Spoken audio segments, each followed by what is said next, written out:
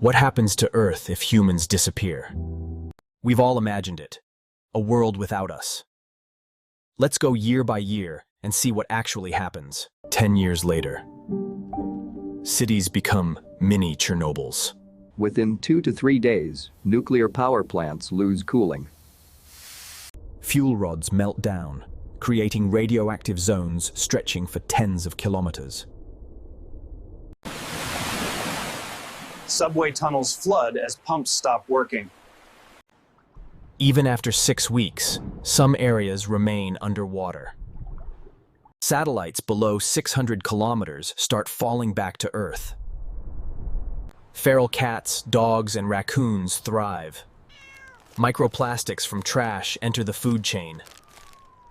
100 years later, ticking time bombs, dams. Old dams built in the mid-20th century surpass their design lifespan and start collapsing. Massive floods hit abandoned cities. The Eiffel Tower, no longer painted every 7 years, rusts fast. Metal panels begin falling off. Skyscrapers weaken from frost and wind. Reinforcement bars are exposed. Bears and deer roam Times Square. 500 years later, rivers rewrite the map. Sediment from collapsed dams reroutes rivers. Cities like Chicago or Seoul become wetlands and forests. Steel bridges and buildings collapse entirely. Pine and maple trees grow 30 meters tall over the ruins. Ocean plastics are mostly broken down by sunlight or microbes into CO2. The rest sinks to the ocean floor.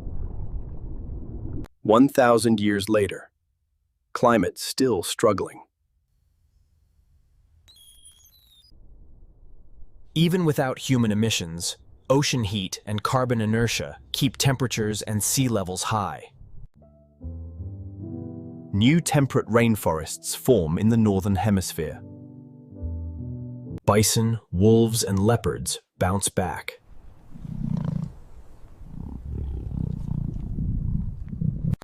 "5,000 years later, only nuclear waste remembers us."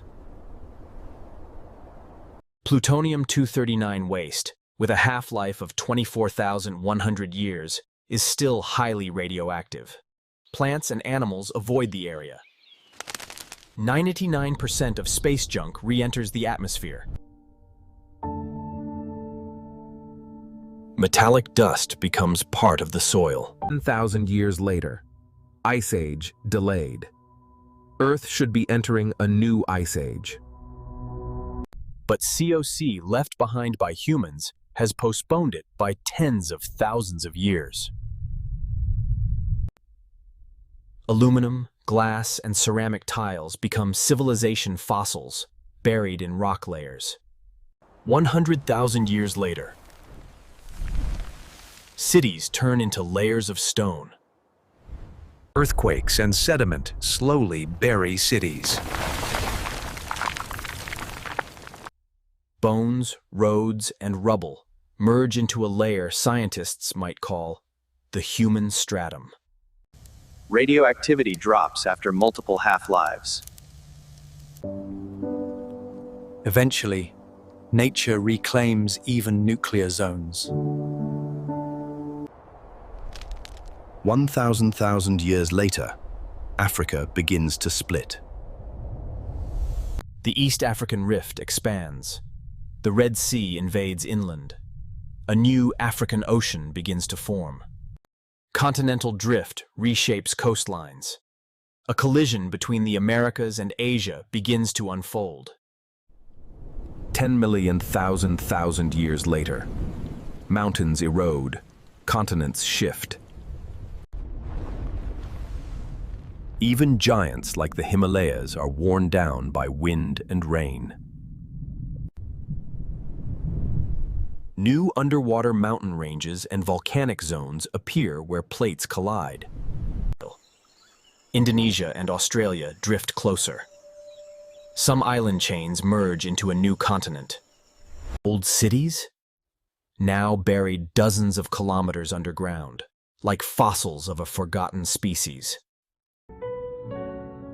50 million years later, buried civilizations resurface. Europe and Africa collide. The Mediterranean Sea vanishes. Former seafloors become desert-like land. Future civilizations might wonder, was this once a legendary city? Just like we searched for Atlantis. Any sign of us? Only detectable under a microscope by future geologists. 100 million thousand years later. Our civilization reduced to metal dust. If intelligent life emerges again, they'll inhabit a world reshaped, a supercontinent forming under their feet.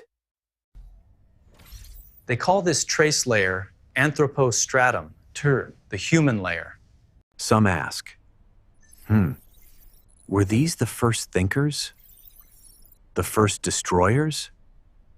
Our ancestors, they ruled a world, then vanished the sieve, like whispers trapped in stone.